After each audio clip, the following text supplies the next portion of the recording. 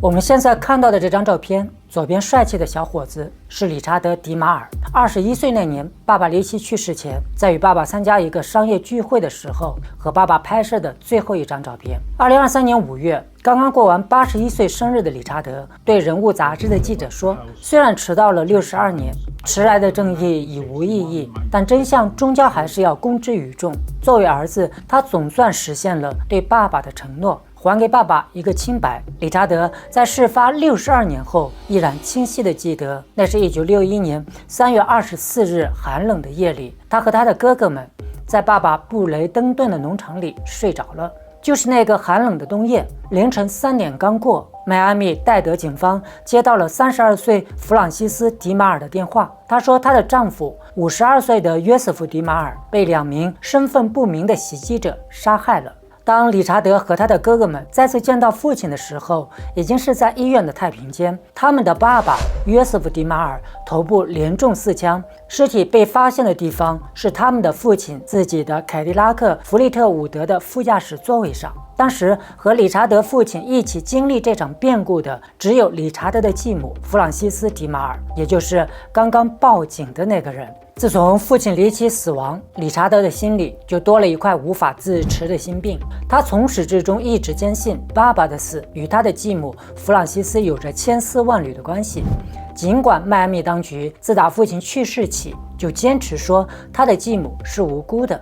嗨，大家好，欢迎回到万象奇谈，我是大象。我们今天讲述的这个案件发生于62年前。这个案件奇特就奇特在被害人约瑟夫·迪马尔去世后，不管理查德如何向迈阿密戴德警方提供大量的证据，用于佐证他的继母有问题，戴德警方不仅都视若无睹，甚至还有迈阿密的高官亲自出来安抚理查德及其家人。最要命的是，理查德的继母弗朗西斯·迪马尔不仅毫发无损，全身而退，还顺利地继承了父亲约瑟夫的巨额财富和他的独栋大别墅。今天我们就一起观察这起发生于上个世纪60年代富商迪马尔62年惊天悬案，一起看看这个美国60年代版的翟欣欣如何长袖善舞，巧舌如簧，关键是最后还能瞒天过海，寿终正寝。鼓励大象马上开始。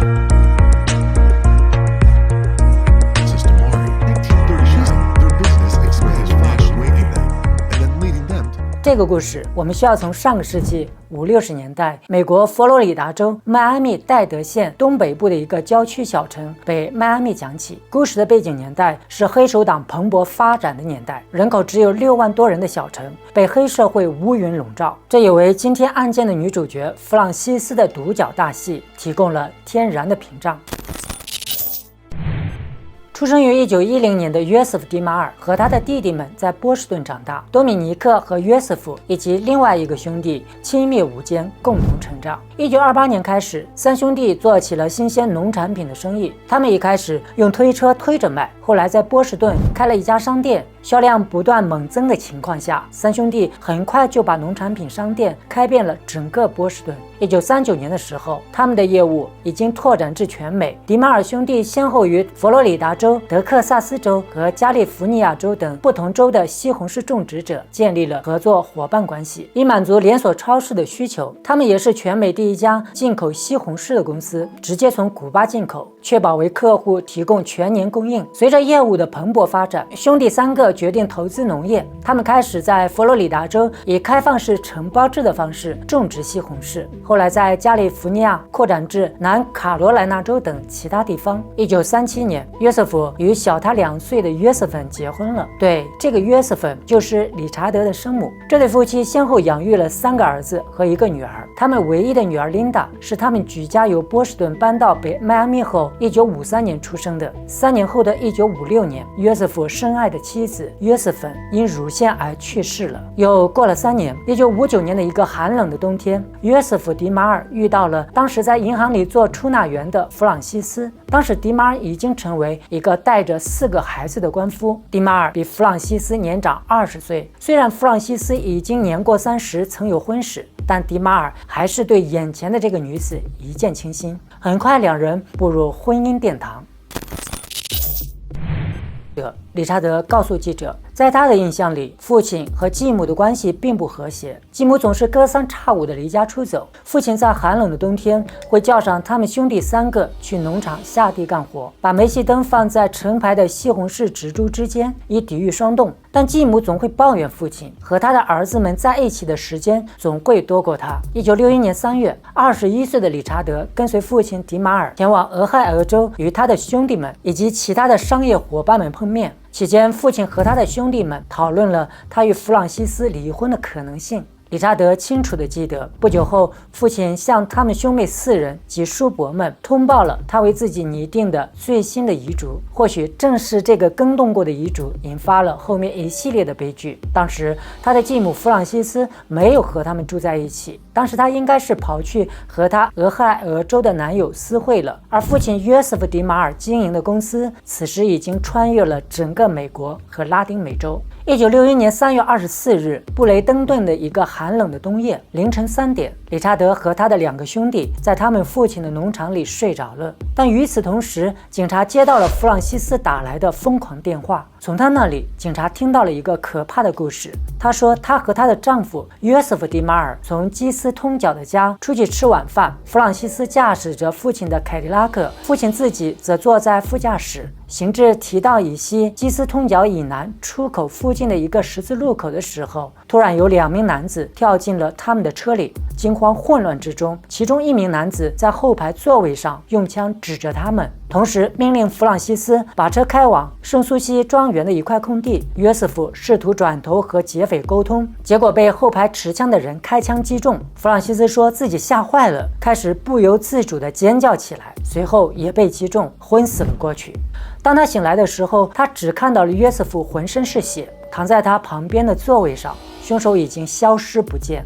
他说他当时真的吓坏了，不知道要怎么办，便打开车门，赤足跑过荆棘丛和灌木丛，来到附近的菲利普斯66号加油服务站。他从那里给警察打去了电话，被迈阿密警察局本斯克拉接警后赶到现场。他是在加油站见到弗朗西斯的。当时斯克拉注意到他的伤势并不严重，脸上有抓痕，衣服上可以看到一些血痕，这些抓痕似乎是他自己造成的。弗朗西斯告诉他，他被击倒了，失去了知觉，并没有完整目睹整个枪击事件。斯克拉和他的同事们随后在现场凯迪拉克的后座上发现了至少2枚弹壳。根据10年警方的记录，后座上还有未用完的子弹。迈阿密先驱报当年也有报道，袭击者从他身上拿走了价值5000美元的珠宝，从她丈夫那里拿走了400美元现金。但是非常奇怪的是，尽管发生了抢劫事件，迪马尔的尸体上仍然发现了1枚镶有钻石的袖扣和1枚金戒指。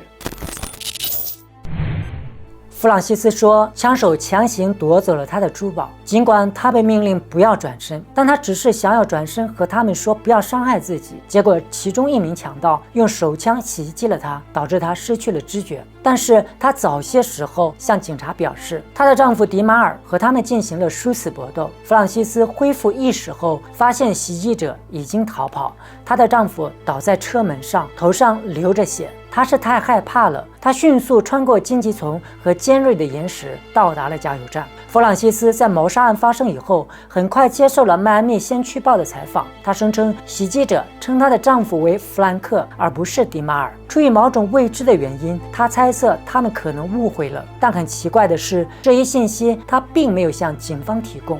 另有报道称，弗朗西斯讲述了劫匪当时试图把她带走，她开始变得歇斯底里，于是枪手猛烈地袭击了她，这导致她失去了意识。醒来后，她发现她的丈夫被枪杀了，但在先驱报发表的另外一篇文章中，警方说弗朗西斯的证词里并没有劫匪当时试图把她带走，她开始歇斯底里的部分。另外，感到疑惑不解的还有加油站老板的儿子诺曼·洛根。诺曼告诉警察，弗朗西斯到达加油站后，直到警察赶到现场，他都没有提及有谋杀案的发生。他看上去很平静，如果不是警察的到来，他都不觉得那是一个刚刚经过殊死搏斗的女人。接下来，弗朗西斯继续向媒体提供独家采访，甚至他在采访中暗示自己受到了迪马尔兄弟们的压力和恐吓。因为迪马尔的去世意味着他的生意只能由剩下的2个兄弟进行瓜分。弗朗西斯专访中明确表达过，枪手的主要动机只是抢劫，而不是谋杀，似乎有意识地引导警方。事实上，迈阿密的警方也一度认为，或许枪手就是约瑟夫和弗朗西斯非常亲近的人。由于当时的刑侦技术并不发达，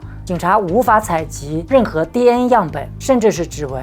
截至目前，只有弗朗西斯的证词，没有其他线索，因为再也没有其他人看到凶手。在没有其他证据以及弗朗西斯巧舌如簧的表演之下，案件开始进入白热化状态。但有一个人对于弗朗西斯的说法只字未信，这个人就是迪马尔的小儿子理查德。理查德清楚地记得，父亲被谋杀之前，弗朗西斯和父亲之间一直存在着紧张的关系。事实上，查理德曾与其他的家庭成员开会讨论过父亲的遗嘱，以及父亲生前就在叔伯那里讨论过他与弗朗西斯离婚的事情。谋杀案发生时，弗朗西斯并没有约瑟夫住在一起，他离开前往俄亥俄州。当他听说约瑟夫修改了遗嘱，他才赶了回来。父亲的遗嘱明确说明，他只有与父亲住在一起，他才有可能获得父亲的部分遗产。在约瑟夫·迪马尔葬礼当天，理查德清楚地记得，弗朗西斯甚至没有流过一滴眼泪，他从始至终都在板着脸。他更感兴趣的是，一大早起来为葬礼而做了数个小时的头发，而不是葬礼本身。尽管他说他是在混乱中被手枪的枪托击中了他的额头，但在葬礼结束后，他的额头上根本没有受伤的痕迹。更让人感到愤怒的是，弗朗西斯命令约瑟夫的所有孩子必须在24小时以内搬走。弗朗西斯说，既然让我生死都要住在这栋楼里，那么从现在起，这栋楼就是我的了。理查德说，他还从父亲的遗嘱里得到了25万美元。葬礼后的几周，弗朗西斯很快速地与他的代理律师结婚了。这个律师就是为他处理枪击事件的律师。更令人惊讶的是，这位律师在20年后又代表弗朗西斯和另一个男人打起了离婚诉讼。在约瑟夫去世近30年后，理查德·迪马尔越发觉得案件并不寻常，因为之前不管是警方还是律师，大都是往黑社会犯罪的方向查找线索。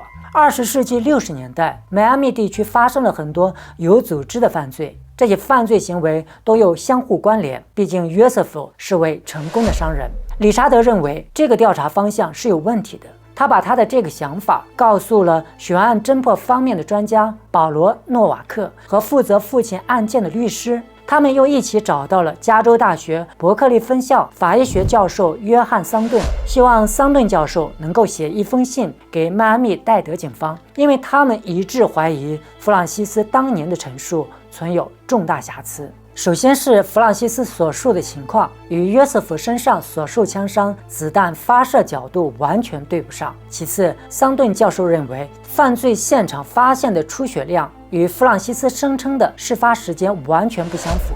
这么明显的矛盾点被警方忽视了。弗朗西斯从始至终都没被怀疑过，而且当局的一位高级官员命令警方不要对弗朗西斯进行调查，因为他在悲痛中丧偶，也是受害者，因此警方没有进一步调查弗朗西斯的理由。事情就这么稀里糊涂的过了40年。当时间进入千禧年的时候，有个警官带着一份嫌疑人名单来到理查德的身边。他们说，警察局正在调查较早的案件，约瑟夫的谋杀案就是其中之一。这些嫌疑人理查德非常熟悉，他们很早就已经全部躺在理查德的调查名单册里了。但这份名单里并没有弗朗西斯。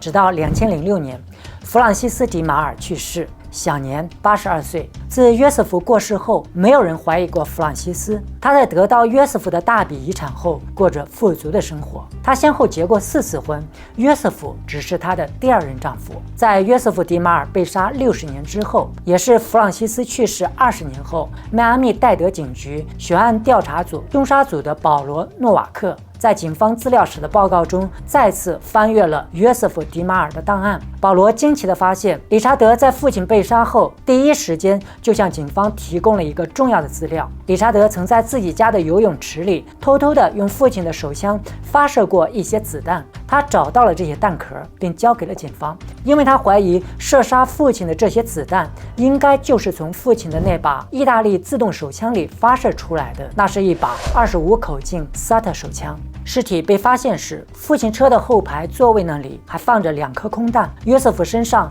有4处枪伤，2颗子弹是从正面射出的，另外2发子弹是从左侧射入他的嘴里，击中了左耳后弹了出去。由于子弹是近距离发射，在伤口周围留下了火药痕迹。这意味着约瑟夫是被某人在非常近的距离内杀死的。这也意味着袭击者并没有坐在后排，因为伤口出现在他的嘴左边和左耳周围。这清楚地表明，无论是谁向他开了枪，他都是从约瑟夫的左侧开枪，而不是后方。约瑟夫除了枪伤之外，他的头上有9处淤伤，他的左臂和右手食指还有被割伤的痕迹。这就意味着约瑟夫在被枪杀之前痛苦地挣扎过，或者说中弹后被拖走过。车内前后座及车外均发现了血迹，血迹顺着车窗往下流，从车门底部渗了出去。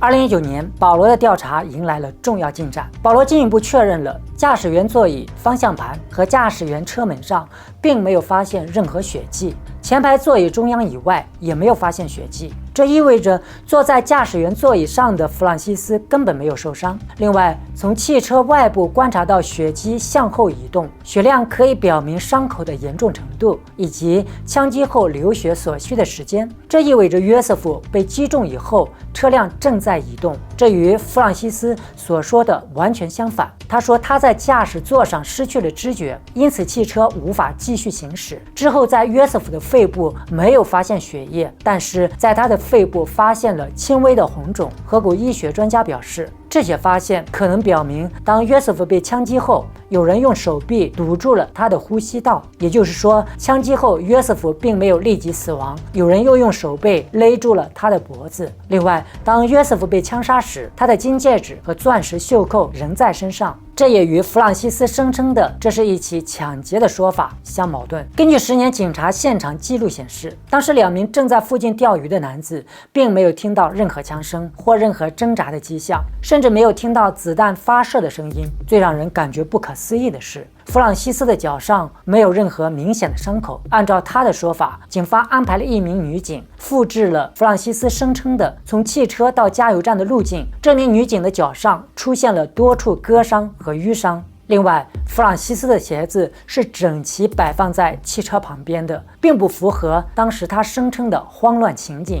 加油站的诺曼·洛根也报告说，她从未提到过她的丈夫被枪杀，表情相当之冷静。但是真相往往就是那么的让人无法接受。诺瓦克再次进行弹道测试，他发现，如果说是弗朗西斯在事发现场枪杀了约瑟夫，子弹是从驾驶员的一端发射的，那么他与弗朗西斯在最初的陈述中提到的子弹轨迹明显不符。而且理查德交给警方的弹壳被证实与用来杀人的子弹的弹壳完全相同。换句话说，约瑟夫就是被同一把25口径塞特枪杀死的。在约瑟夫最后一次与弗朗西斯外出的那天，理查德曾经把玩过的那把枪也从家里消失了。另外，从警方对案件的报告中，诺瓦克也发现了最能说明问题的一条血迹，是约瑟夫停放的那辆事发现场的凯迪拉克的地下车库里发现的。这也就清楚地表明了，事实上，约瑟夫和弗朗西斯在家时，在他们出去吃饭之前，就在他的车库里，他就已经被枪杀了。理查德在父亲去世62年后，又一次打开了父亲的遗嘱，上面清楚地写着，弗朗西斯只有在整个婚姻期间都和约瑟夫在一起的情况下，才能获得遗产。如今看来，哪哪都布满了讽刺。这哪里是遗嘱，这就是道催命符啊！2023年5月10日，迪马尔悬案宣告侦破。迈阿密戴德县凶杀案悬案小组举行新闻发布会，他们宣布他们有足够的理由相信弗朗西斯杀死了迪马尔。他杀人的动机就是迪马尔即将和他离婚，并改变了遗嘱。在他们家的车库里，他向迪马尔开了枪，然后把车开到了离家3-4英里的地方，最后赤脚走到了加油站报警，同时把迪马尔的尸体留在了车里。警方还认为25口径塞特手枪被弗朗西斯扔到了桥下，因此凶器至今下落不明。现年82岁的理查德终于松了一口气，但他一点也不高兴。他知道他的继母就是凶手。理查德很气愤地说：“1961年我就告诉警察，请他们调查弗朗西斯，他就是凶手。但是警察拒绝这样做。”2006年，弗朗西斯安然离世，82岁，寿终正寝。他没有对自己的罪行负责，相反的，他度过了充实的一生。神探诺瓦克说，这起案件是政治如何掩盖正义的一个典型例子。那位高级官员为何要命令警察不要打扰弗朗西斯，现在已经无法得知。我们常常会说，正义可能会迟到，但不会缺席。但就这个案件而言，这显然是个例外。或许迟来62年的正义并非正义。以上，感谢收看今天的节目，记得订阅万象的频道，平安顺遂。